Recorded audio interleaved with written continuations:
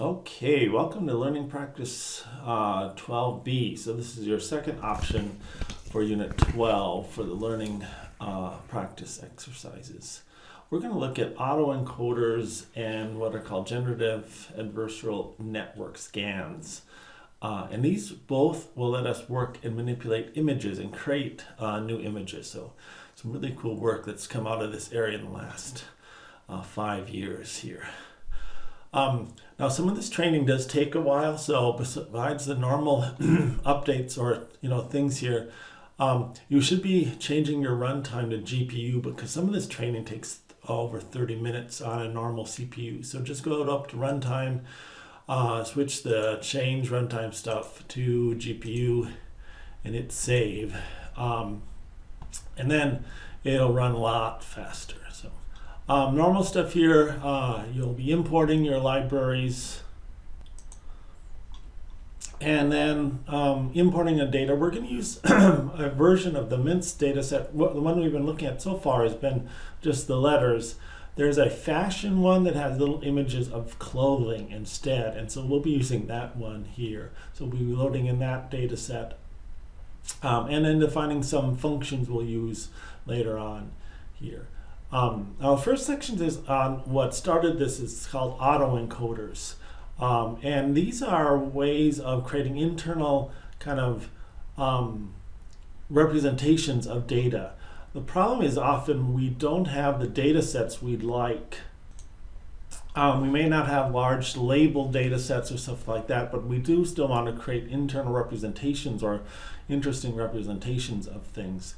So what researchers found was that they could create this sort of structure where they provide like an input image, fed that into a hidden layer and another hidden layer, and then output to a larger hidden layer and an output layer, and then they use the same data like the input, like an image, for both the input and the output, and they train the data or the network to recreate the output given this input. And you think that might not be too hard, but then they would force the network to create a very small internal representation of this image. So they might have a large image here and then bring it down to just 30 features here, and then recreate this image back up. And then this would be an internal representation, a condensed version of this image features with only like 30 units or 30 features.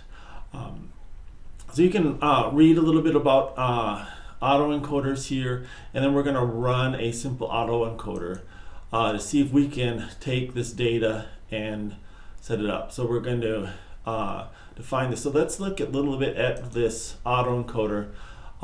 So it's made up of two parts, and an encoder and a decoder. So in this image, this is called the encoder, makes an internal code, and then the decoder takes that internal code and recreates the image. So we have this encoder module and a decoder module, and they're kind of the flips of each other. So this first one will take an image that's 28 by 28 pixels, run it through convolutional filters, max pooling, convolution filters, max pooling, convolution filters, max pooling, and create some small internal representation of the image. And then the decoder will do the opposite. We'll take that small internal representation, and there's a new kind of inverse layer here called a convolutional 2D transpose, which is kind of the opposite of these convolutional 2Ds.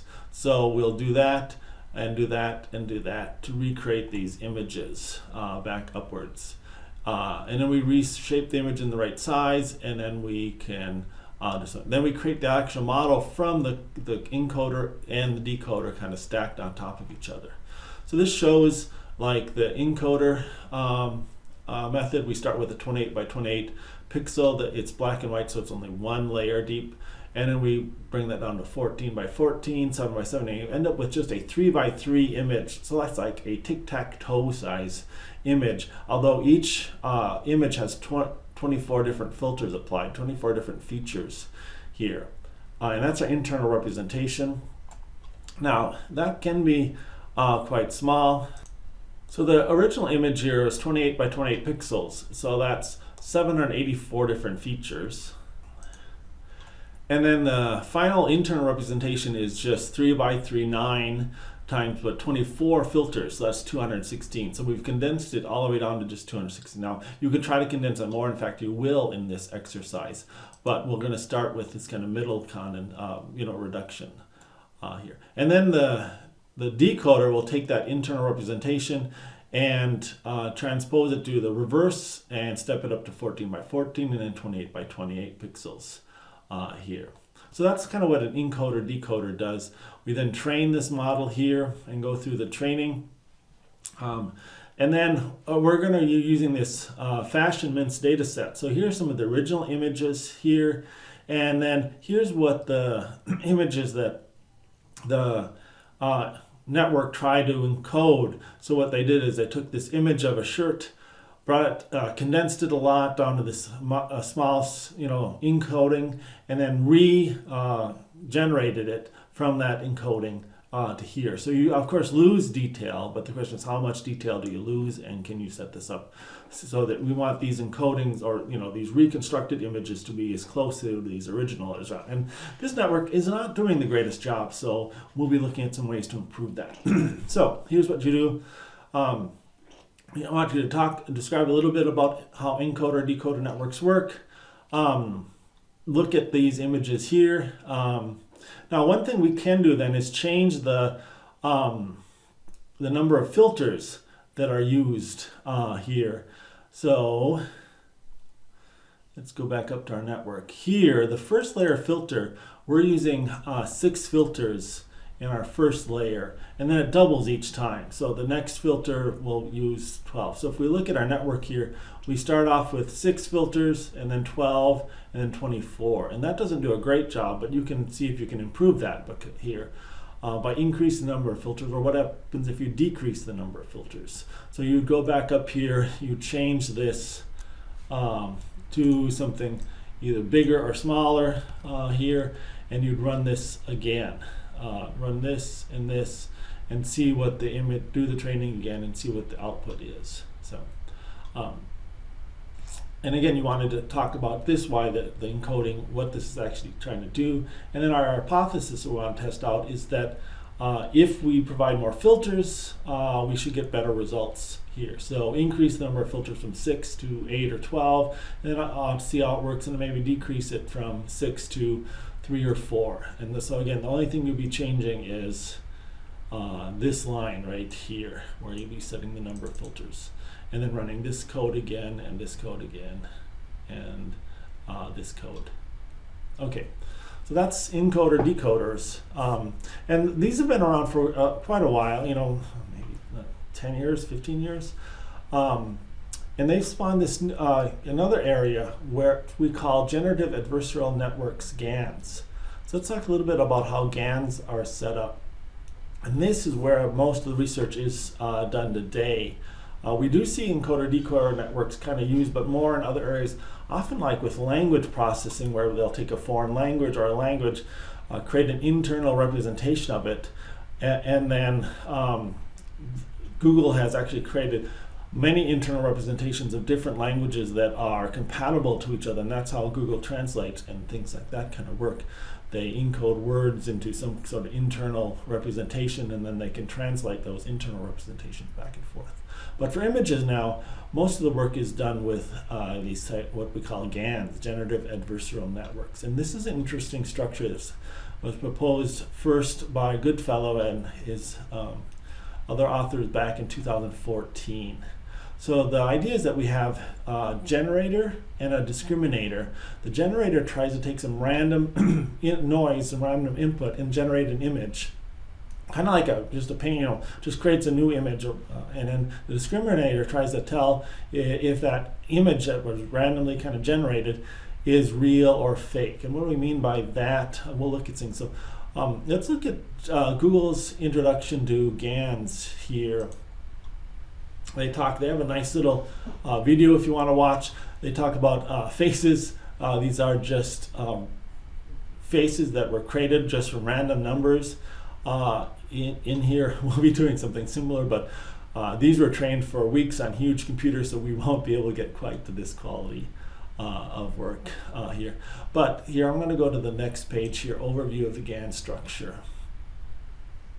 And again, so I talk about this generator and a discriminator, and we generate a picture, and we say, maybe we're trying to generate pictures of money. Maybe we want to be counterfeiters. And so we generate an image, and then we compare that to some real data, and our discriminator looks at the things and says, well, this is obviously fake.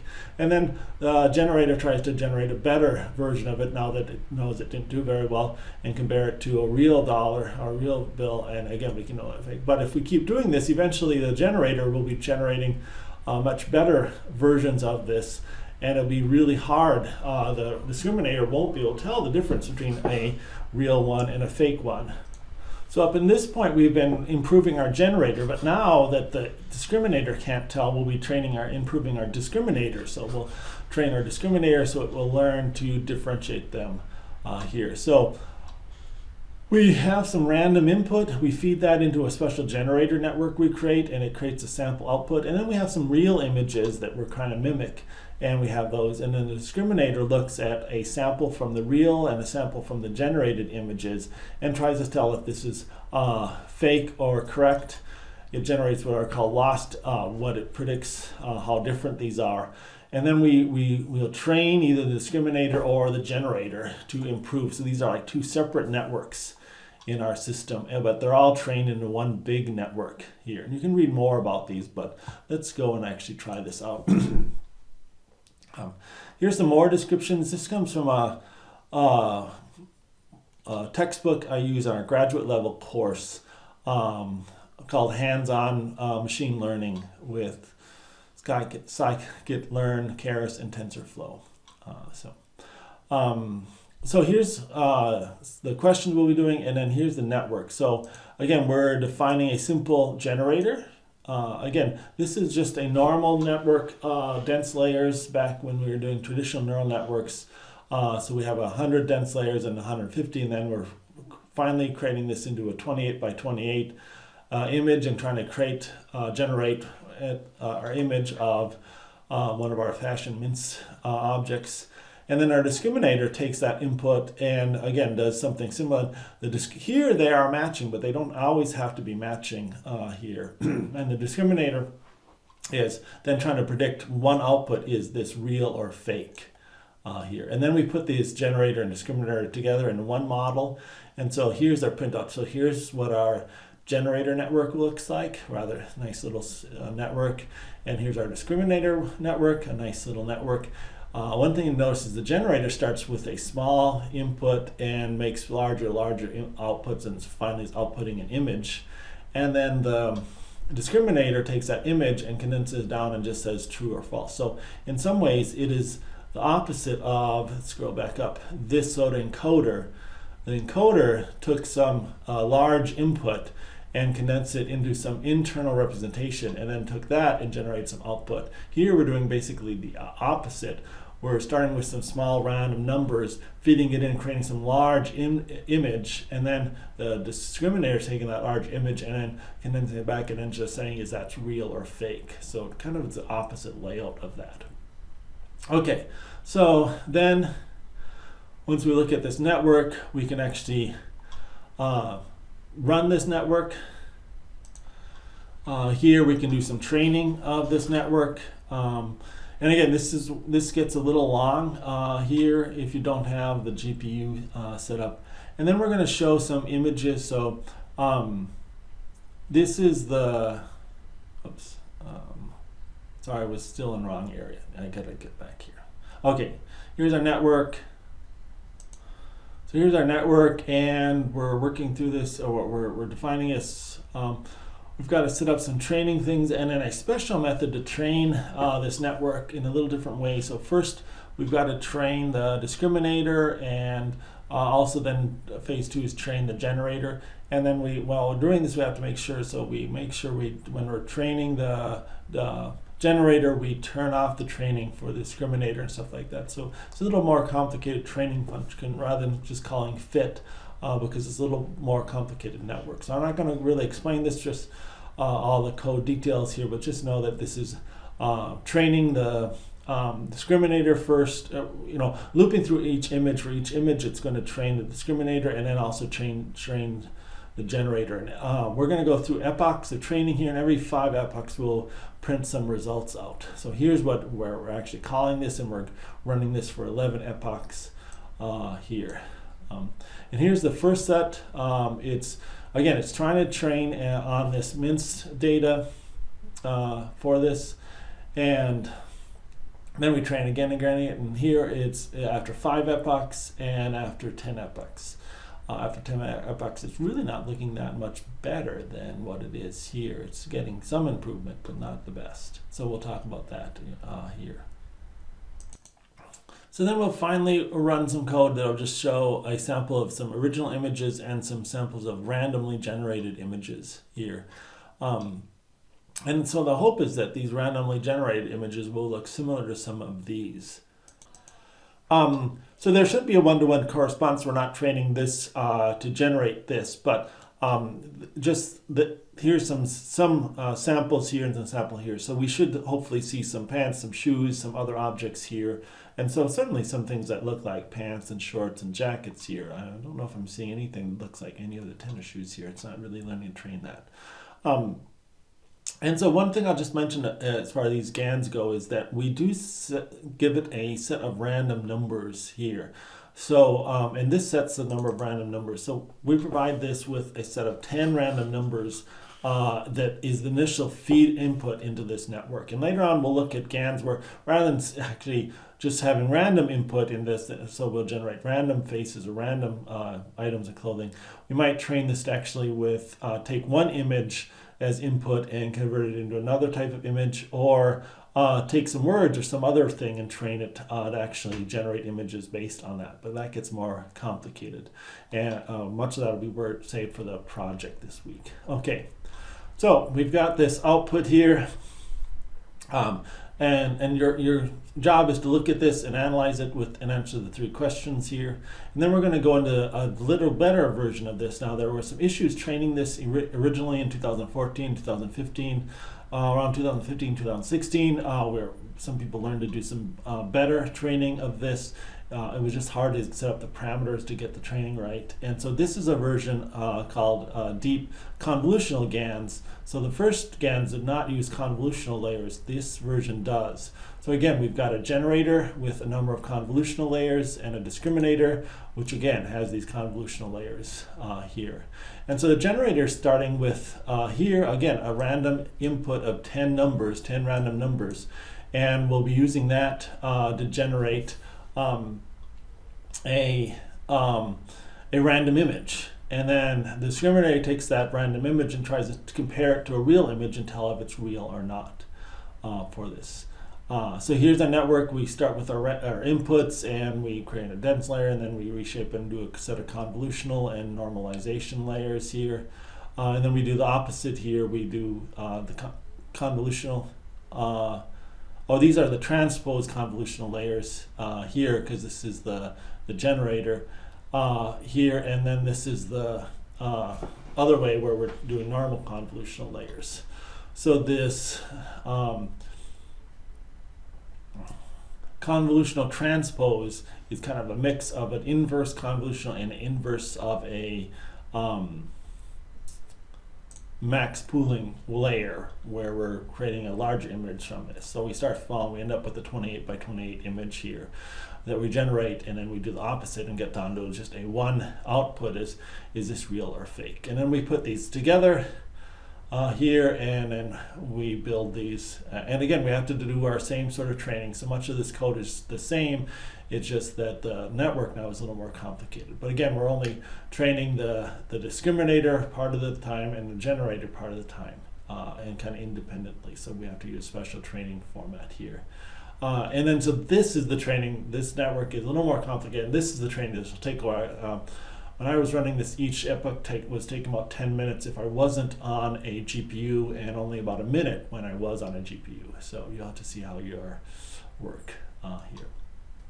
And so yeah, training for 10 epochs only takes 10 minutes on a GPU, where it took over an hour without the GPU enabled. So, okay, and here's again some outputs of our different random images, and again I'm getting to see now some shoes and some other stuff here for this. So again, and answer these questions in the write-up for this. Next, in the project, we'll actually work with actually larger images, color images, and try to do some more interesting information. Now, one thing you may want to look at, and in fact I ask you to look at here, is some applications of these GANs. So one thing that these are used for is image colorization, taking a black and white image and making a color image. I've actually there's a number of websites now like this one, where you can take an image and upload it and colorize it. I've actually gone through a lot of my old family photographs. I do some family research and made colorized versions of a number of them. It's really cool to see. At the same website, under their models, they actually have, besides image colorization, they have like increase the resolution of an image and also change the style, and this is what we'll be doing in our project stuff, to also take things and generate an image from text. So if you give them a description, they'll try to generate an image from that.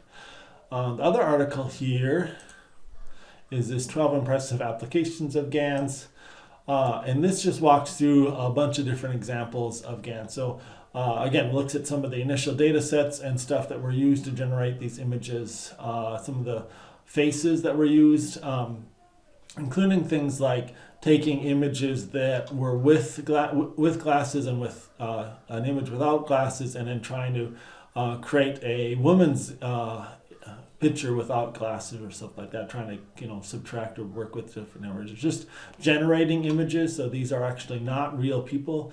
These were just trained and generated starting with random numbers on a network for this. Other types of images generated. And you can kind of see the improvements are made. So this was some of the original stuff done in 2014, 2015, 2016, 2017.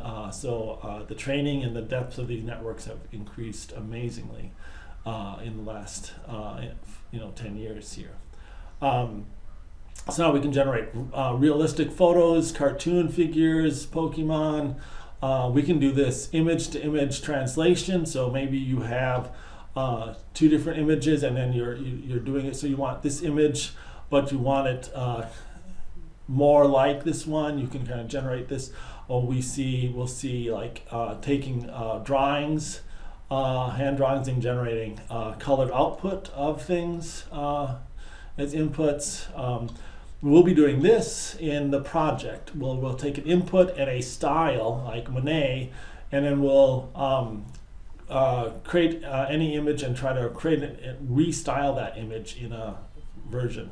I was at a machine learning conference a couple of years ago, and I think it was Microsoft had a booth set up there showing their machine learning. So they had a video, and you could just walk up in front of this big screen with a video, and it would take a live video of you, and would translate that into a style. You could just select on the screen different styles, so that you could have a picture of yourself as a Monet or other artists for this.